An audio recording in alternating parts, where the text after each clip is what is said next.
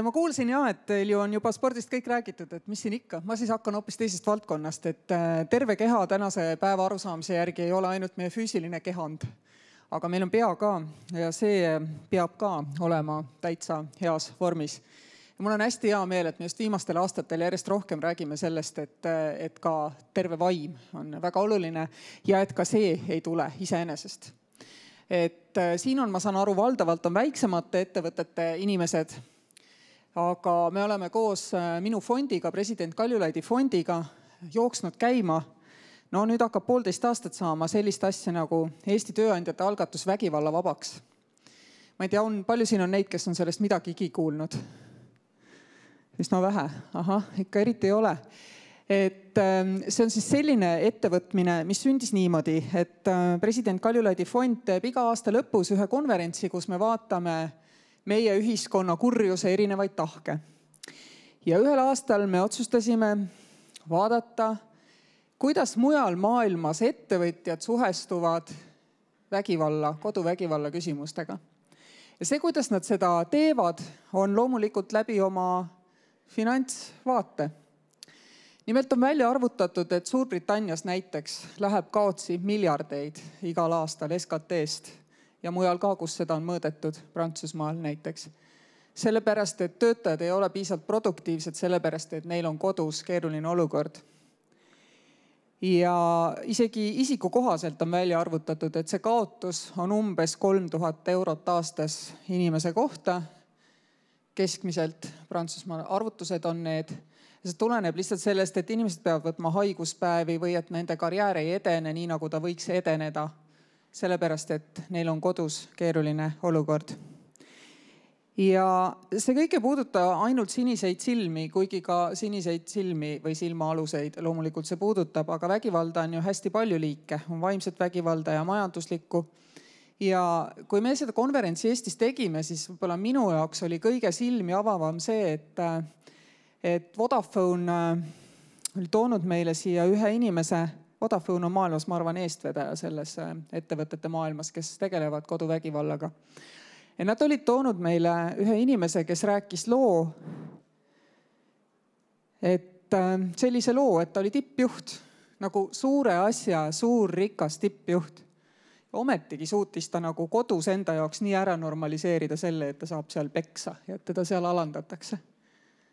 Ja minu jaoks oli see selles mõttes silmi avav, et see ei ole üldse seotud sotsiaalse staatusega, see ei ole seotud hariduse, see ei ole seotud mitte millegi sellisega, mida me tavaliselt seome sellise kehvema toimetulekuga. Et seda esineb tõesti ühiskonna kõikides kihtides. Ja edasi juhtus selline asi, et me ei olnud tingimata mõelnud, et me teeme veel midagi selles valdkonnas president Kaljulaidi fondiga. Aga siis hakkasid ettevõtted ütlema ise, et kuulge, aga rääkisite, mis siis nüüd saab, et saab ka midagi. Ja siis oligi niimoodi, et siis tuli optimistist ära Triin Adamson ja hakkas seda tegema president Kaljulaidi fondis. Me olime aastaga sealmaal, et meil olid olemas käsiraamat, programm, koolitajad välja õpetatud. Ei saanud ju võtta lihtsalt brittide või prantslaste käsiraamatut, see tuli ikka kohalikele oludele, eks ju, kohandada. Ja me tegime nii-öelda uksed lahti. Ja see uksed lahti oli eelmise aasta lõpupoole, vist novembri lõpus. Täna me siis oleme siin aprilli lõpus 5 kuud ja me katame juba üle 3% Eesti töövõtjatest. Võib-olla isegi juba 4. Ma ei ole viimaseid andmeid vaadanud, aga meil on selles algatuses on ettevõtjaid, on majakasliikmed, lihtliikmed, väikeliikmed. Väikeliikmed siis on need, kelle ettevõttes töötab 0–9 inimest. Lihtliikmed on kõik need, kes lihtsalt ei taha nii palju panustada nagu majakad, aga siiski tahaksid osaleda selles ja majakad on need, kellega koos me tegelikult arendame seda programmi. Ja täna meil vast on veel üks vaba majaka koht, me ei taha neid ka üle 10 ja me oleme tahtnud, et nad jaguneksid üle erinevate sektorite. Ja nii ongi. Et see on see, kuidas tööandja hoolitseb oma töötajate vaimse tervise eest.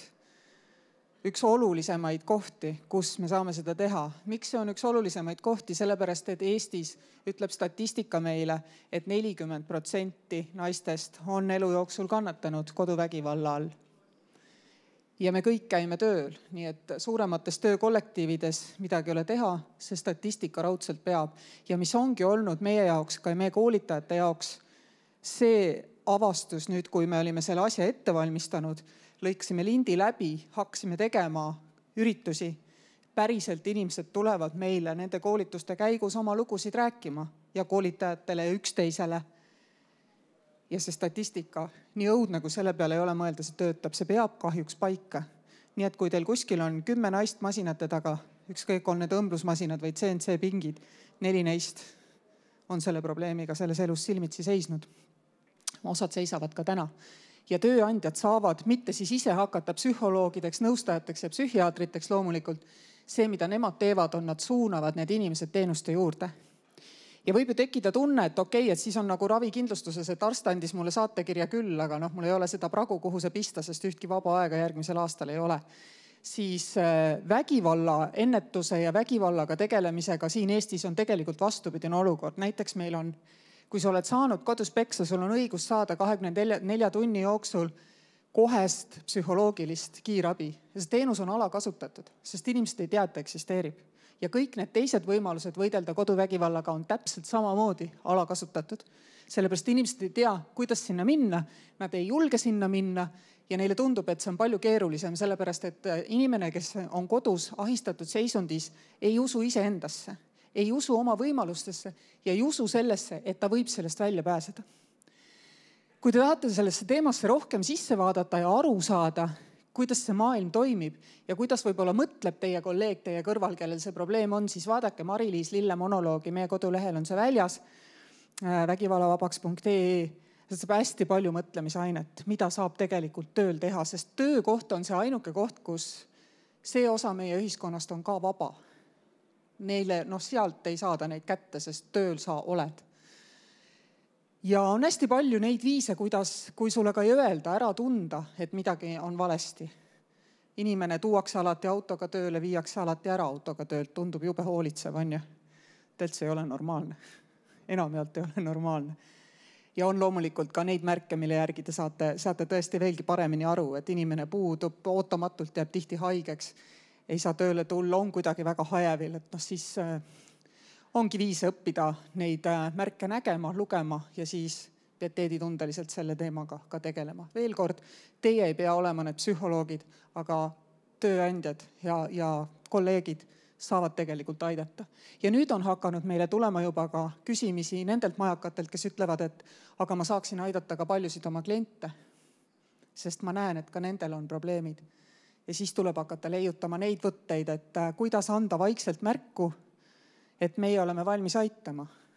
Mujal maailmas on kasutatud seda, et tualettruumides, juuksurisalongides ja sellistes kohtades, aga ka õmblussalongides on sildid väljas naiste tualetis, et kui sul on selline mure, sa võid meile märku anda.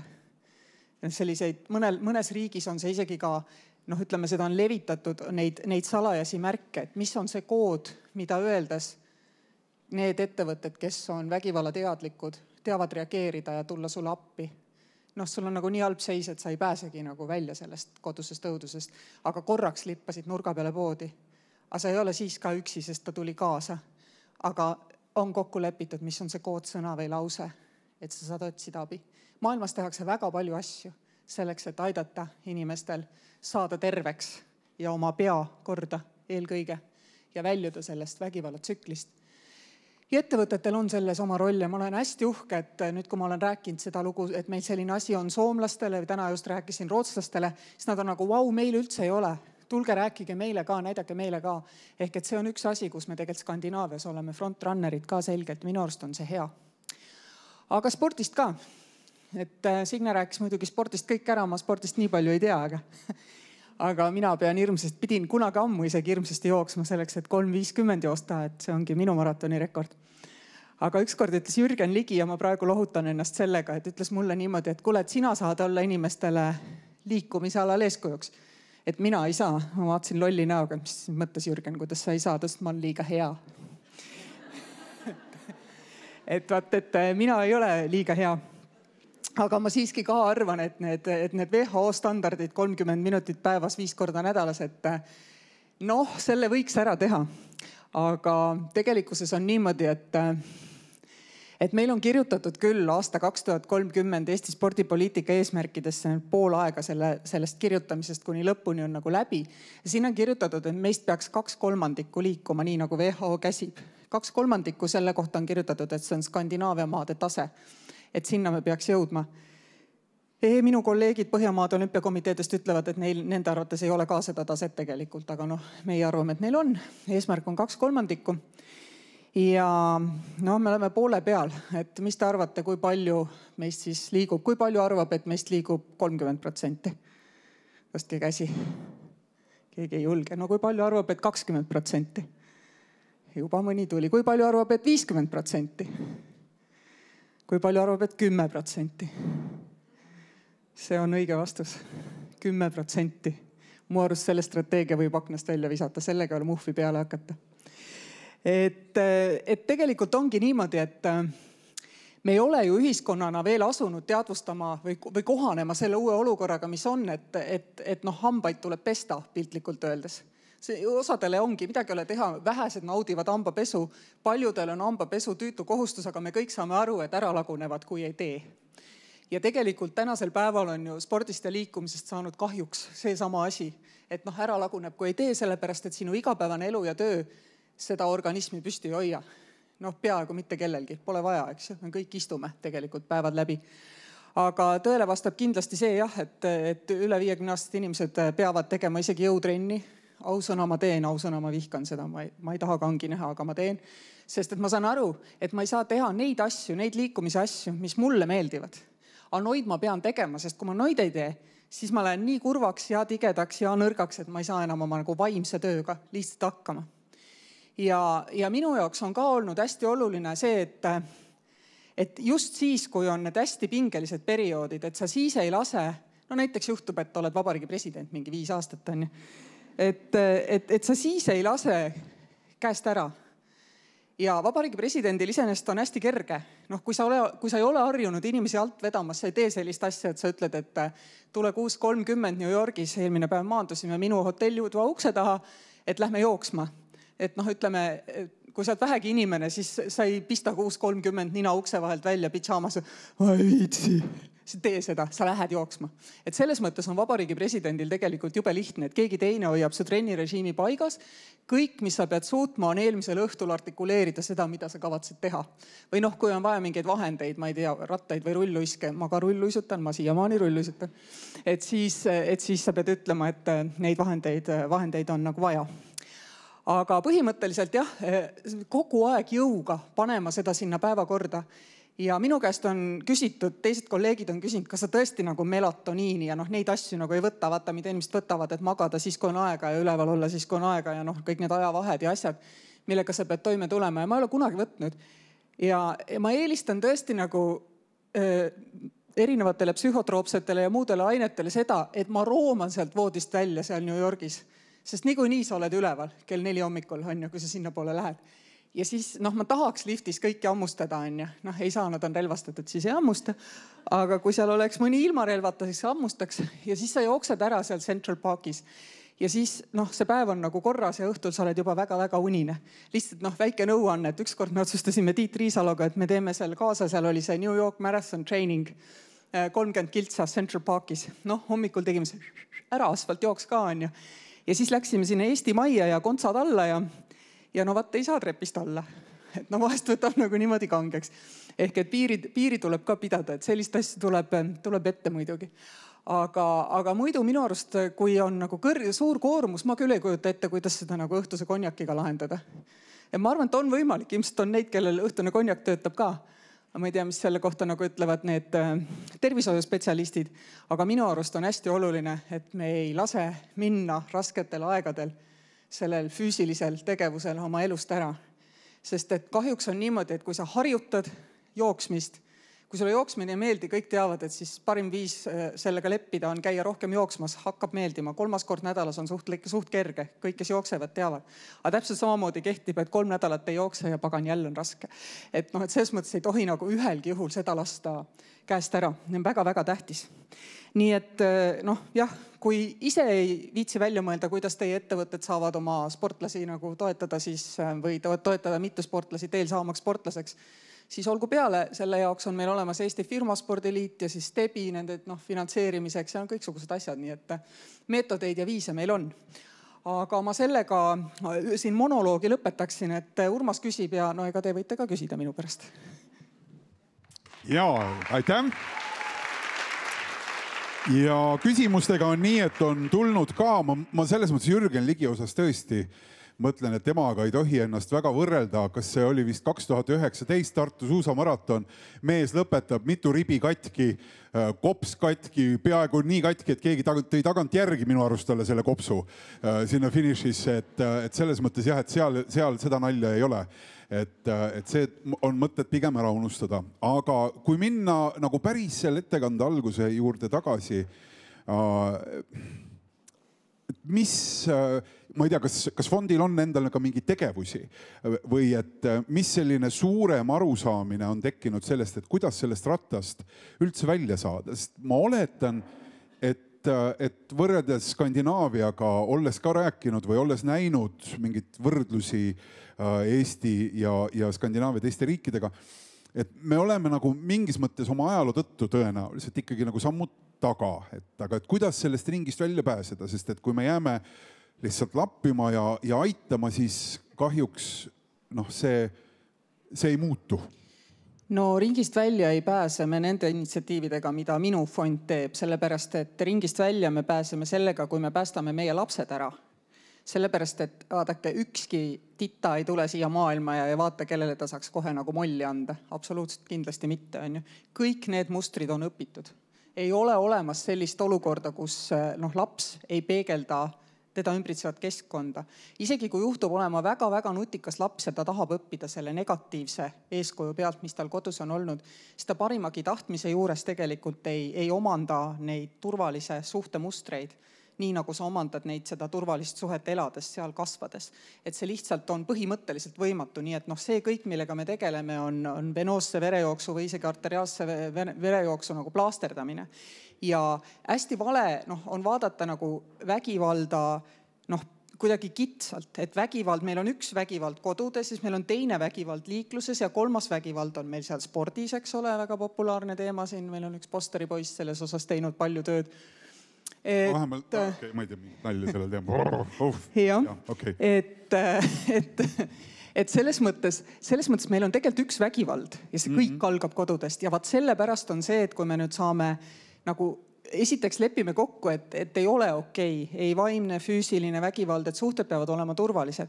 Teiseks, ja siin on ka minu fond püüab teha koos Kai Pardi ja teiste Eesti ämmaemandatega seda programmi, et turvalised suhted, et selline õpetus oleks meie koolides, aga kangesti ei leia nagu raha, sest kui sa tahad kõikideni jõuda, jõuda 10-20 koolini on lihtne, me teeme igast asju, Demokraatia Akadeemiaid ja arutlevad kooli, see on lihtne, aga kui sa tahad jõuda ikkagi süsteemselt nagu kõigini, see võtab päris palju raha, ämmaemandad on nõus seda tööd tegelikult tegema suhteliselt niisama, aga kuidagi see programm peab rannima ja selle jaoks on ikkagi vaja nagu raha. Et sellised asjad aitavad. Lasteaedades tuleb lastele õpetada, kuidas turvaliselt suhelda ja hästi tähtis on, et lasteaedades ühelegi kasvatajale ei tule enam pähe see mõte, et kui sul on nagu Mart või Voova, kes kogu aeg ropendab ja kakleb, et sa ei lähe tema isale rääkima, et kuule, Mart või Voova ropendab või kakleb, vaid sa räägid sellest oma ülemusele ja siis te räägite koos sellest lastekaitsetöötajaga. Tegelikult tahaks siia veel juurde panna ka kogu selle tehnoloogilise maailma ja vägivalla ja laste ja noorte teema, aga siis me läheks väga kaugele ära, ei lõpetaks kindlasti kell 5. Aga mulle tundub, et see on midagi, mis ka Eestis on võib-olla nagu läbi tunnetamata, et kui siin viimaste nende aastate jooksul, olles kõike seda läbi elanud, muuhulgas meie lapsed ka, ma mõtlen siin Franki peale kinos, mis tegelikult ju räägib tänasest päevast inimestele, kogu see Netflixi ja Adolescence'i ümber toimuv, eks, et need teemad kusagil on ka nii-öelda vaja kätte saada ja omavahel rohkem läbi rääkida, me Eestis väga ei armasta, meil ei ole justkui ei ole selle jaoks väga palju ruumi.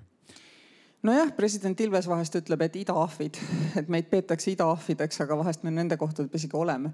Et tõepoolest meil on olnud väga pikalt ikkagi tabu, et me ei räägi nendel tundlikel teemadel ja Frankis ka, kes on näinud seda, siis ega siis ka seal ükski laps polnud ise välja mõelnud, eks ole, kõiki neid asju, mis nad seal tegid, et see oli nende koduse käitumise muster, mis oli nad viinud selleni, millised nad siis tänases päevas olid. Et see lihtsalt tõestabki meile seda, et appi tuleb eelkõige minna lastele, aga ütleme, kõik muu on plaasterdamine, aga aeg-ajalt on plaastrit ka vaja. Nii, aga läheme spordi juurde ka. Kas juht on nagu kapten meeskonnas või rohkem nagu treener pingil? Ja kumb roll on teie enda kogemuses raskem olnud? No ma lisaks siia veel kolmanda variandi, siis on veel juht ja seda on muide väga suur hulk meie treenereid ja spordimanager. Tegelikult see, kes sa oled, on võimaldaja. Et sina vaatad, et oleks nagu kõht oleks täis, lennupiletid oleks ostetud. Ühesõnaga juht kui võimaldaja, juht kui see, kes tagab sulle töötingimused. Et mina olen saatuse tahtel sattunud eest vedama ainult selliseid organisatsioone, kus on vaja olnud, ütleme, töö päriselt ära tegemiseks on vaja oluliselt tehnilisemaid teadmisi spetsiifilistes valdkondades, näiteks telefoni keskjaamade paigaldus ja hooldus või elektrijaama ütleme, käitamine, eks ole, selleks, et toota soojust ja elektrit. Et ma ise neid asju teha ei oska, on ju. Järelikult juhina mul ongi ainult võimalus olla võimaldaja. Ja tegelikult see roll on väga tähtis ja minu meelest on seda tüüpi juht, kes on võimaldav juht, võib-olla siis rohkem see treener, kes on seal pingil. Aga see ei ole ka nii, et viskad pingil jala üle põlve, vaid et sa ikkagi vaatad, et tingimused oleksid üldse loodud, et me saaksime kõik koos õnnestuda. Jaa, see treener pingil ongi täna nagu see, et ei ole nagu väga selget pilti, et milline see treener seal pingil siis võiks ja peaks olema. See on hea küsimus. Kas Eesti ühiskond tervikuna vajaks rohkem sportlikku juhtimist ja see on pandud jutumärkidesse, distsipliini, visiooni, meeskonnatööd või hoopis rohkem taastumist ja venitust? Ma arvan, et spordimagister küsib, ma arvan. Ja ma arvan, kõik need asjad on hästi olulised, et me kõik ise teame, et kui meil on nagu mingi selge eesmärk, me paneme üle. Ükskõik, kas see on tööelus, vaimse pingutusega või spordis. Et sul on alati vaja ka seda, kes meenutab seda puhkust ja venitusi. Et see tuleb tegelikult palju raskemini. Ja kui see tuleb ainult läbi selle tsükli, et töötan ja kui puhkusele jään kohe haigeks, mina olen selline olnud 30 aastat, ma üritan ennast parandada. Parema mitte puhata, eks? Sa saad aru, et sa tegelikult paned üle, nagu räigelt paned üle, sellepärast sa jääd haigeks kohe, kui puhkus algab, sest et töö ajal ei ole isegi mitte aega haigeks jääda normaalselt, on ju. Ehk et tegelikult on see puhkus ja venitus hästi oluline. Ma ei ole siin üldse hea nõuandja, ma olen ise teinud seda kõike valesti. Ma viimane 3 aastat üritan juurutada seda, et ma iga päev lõunat sööks, et mingi 1/5 kordadest tuleb nagu välja võib-olla, aga põhimõtteliselt... Oleks teadnud, oleks täna kõrvale pannud midagi. Ja et põhimõtteliselt ma nagu õpin ise ka seda kõrget kunsti alles, aga see on väga tähtis, et ka venitused oleks tehtud, jah.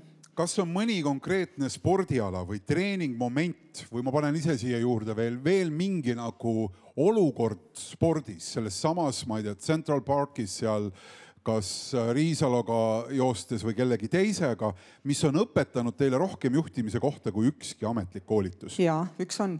Et kuidas sai Eesti omale kaitseväe juhiks Martin Heremi? Et me läksime Martiniga jooksma. Mina teadsin, et minu arvates ta oleks nagu maailma parim kaitseväe juhataja. Aga tema ise seda ju ei teadnud ja mul läks 13 kilomeetrit, kuni ta hakkas ka seda sama arvama, pimedat, vihmast, harku, metsa ringi. Et see on mulle õpetanud küll, et tegelikult tihtipeale, ma ei tundnud teda väga hästi, ma olin käinud tema sellel Järvakandi vellode korraldataval jooksul ja niimoodi. Ja ma olin jälginud tema tegemisi ja miks ma arvasin, et ta on maailma parim kaitseväe juhataja, on see, et ta suutis õudselt lihtsalt seletada, mida on nagu vaja. Ja ta oli sügavalt veendunud, et kui poliitikud ei anna mulle seda, mida ma küsin, siis lõpuks võtan ma ka kivikirve ja lähen ja võitlen, on ju. Ehk ma sain aru, et tegemist on inimesega, kes nagu jääb reaalsuse piiridesse, kellel on väga selge nägemus ja arusaam, kuidas asjad käivad ja kes oskab seda ka selgitada nii oma alluvatele kui ka väljapoole. Et ta oli nagu perfektne kandidaat, aga jah, 13 kilomeetrit läks, nii et mõnikord on spordist päriselt abi. Ja räägime sellest spordist viimaseks ka medalite kontekstis, et nüüd on ikkagi juba mõnda aega olnud võimalust olla Eesti Olümpiakomitee president. Kas seal on tekkinud mõni uus teadmine või nimi, kes võiks olla Eesti järgmine nii-öelda suur meie armastus mõnel tippvõistlusel olümpiamängudel, kas Euroopas talimängudel või Ameerikas järgmistel suvemängudel? Ei no kõik need, kes praegu siin noorte taliolümpiapäevadel Bakurjanis võitsid medali, neid oli 7, kunagi ei ole nii palju olnud, kõik nad võivad seda olla. Aga ma avastasin Eesti spordi rahastamises nagu sellise imeliku olukorra, et me premeerime medalit ja siis võtame inimese nagu suurema toetuse peale, et ta saaks järgmisi medaleid. Aga kuidas pagan see esimene medal peab tulema? Et seal ei ole üldse Team Estonia, pane sinna 0 eurot paneme. Et esimene medal tuleb kuidagi niisama nagu ära saada. Aga siis pärast... Esimese medali toovad vanemad. See ei ole, jah, aga kahjuks on niimoodi, et sellisel juhul läheb sul suurem enamus talenti kaotsi, sest väga paljud vanemad ei suuda seda sporditeed kuni esimese medalini toetada. Nii et tegelikult meil on üks kõige suurem väljakutse, meil ongi esiteks tekitada selline tänapäevastel metoodikatel põhinev mudel, mis võimaldab meil ennustada neid järgmisi kaasaelatavaid lugusid ja siis tekitada neile ka rahastamismudel ja need, kes juba seal medalite juures on, nende puhul on see, et tegelikult nende vaimustust saab rahaks konverteerida, aga me täna ei ole väga hästi loonud üldse neid kanaleid, ei pikemaid läbi ettevõtete, sest tegelikult on võimalik ettevõtte kliendikogukondi edukalt siduda sportlase ümber tema toetajate kogukondadega. Me oskame seda teha võistkonnaaladel, aga need kammerlikumad üksikvõistlejad, nende puhul me seda väga hästi teha ei oska, see tuleb ära teha. Ja igasugu crowdfinance võimalused ja sellised asjad, et seal, kus juba medal on, tegelikult võiks riik olla vähem kohal ja seal, kus veel ei ole, aga on andmepõhine tõestus, et medal võiks tulla, seal võiks riik olla rohkem kohal. Ehk siis järgmine kord, kui on siis selline vestlus, siis küsimus, medal on, selge, siis sul on hästi, palun järgmine. Et toetada neid, kes on teel alles sinna poole. Ma mõtlen, et siin saalis on need raamatupidajad, kes lõpuks peavad nagunii selle ülekande tegema, ehk teisel nemad ka otsustavad, kellele võiks päriselt anda. Päris nii see ei ole, et just kui ma räägin kammerlikumatest aladest, selles mõttes, et kui sul on nagu korvpallimeeskond, see on jube lihtne aru saada, mida sa seal rahastad, eks ole. Aga kui sul on üksikalade tegijad, esiteks on ühe sportlase toetamine on ettevõttele risk. Et mõistlikum on see, et me seal Team Estonia sees paneme kokku meeskondi, näiteks järgmisteks või ülejärgmisteks olümpiamängudeks ja paneme kokku seal need, kellel on see kord lootust, kellel on järgmine kord lootust, suvealad, talialad seal, eks ole. Et ettevõte toetab natuke laiemat ringi meie olümpiaunistusest, mitte ainult ühte sportlast, sest alati võib tulla vigastus, mis seal salata, vahel võib tulla doping, vahel võivad olla mingid muud jamad, eks ole. Et siis saab seda riski tegelikult ajutada ja niimoodi tekitada ka üksikaladel sellist tiimi toetamise nagu vaibi, mis võiks olla jaeettevõtetele just nimelt oma kliendikogukonna ja siis spordihuviliste kogukonna ühendamise ja koos kasvatamise nagu huvi. Mina olen küll teinud ühe korra spetsiaalse valiku selle järgi, et ettevõtte küljes oli Team Estonia logo või oli see olümpiakomitee logo? Ühe korra. Ühe korra on olnud võimalus teha sellist. No näed, just. Ja inimene teeb. Meil ei ole näiteks, kui Niina võitis on ju, või kui Mihhail Aleksandr Selevko ei võitnud, nii ühel kui teisel juhul. Ma oleks kuskil tahtnud näha seda QR-koodi on, et see, et aita Niina olümpiale, aita vennad Selevkod olümpiale, eks ole. Aga me ei ole isegi loonud seda kanalit, et seda saaks teha, et seda vaimustust või kerget pettumust selle võistluse tulemusest anname järgmise võimaluse. Meil oli isegi seda kanalit olemas. Kui palju häid ideid tuleb siit, Kersti Kaljulaid. Suur aitäh selle ettekande ja täna siin selle jutuajamise eest. Aitäh!